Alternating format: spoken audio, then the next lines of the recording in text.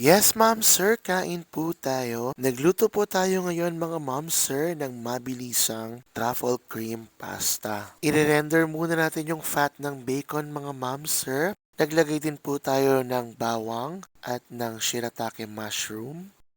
Pagkatapos mga ma'am sir ay naglagay tayo ng kaunting chicken cubes. Ihalo-halo lang natin ng ganyan mga ma'am sir. And then maglalagay na po tayo ng truffle paste. Hahalo-halo ulit natin at maglalagay tayo ng cream.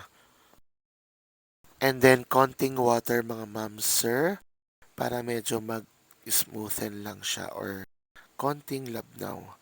And then nagdagdag tayo ng olives mga ma'am sir. At pag nag-simmer na yan, pwede na nating ihalo ang ating cooked spaghetti. Halo-halo lang ng ganyan hanggang bawat pasta ay magkaroon ng sauce. And then yun na. Pwede mo nang i-serve yan. I-try nyo na rin po ang recipe na ito. Yun lang mga ma'am sir, maraming salamat. Enjoy!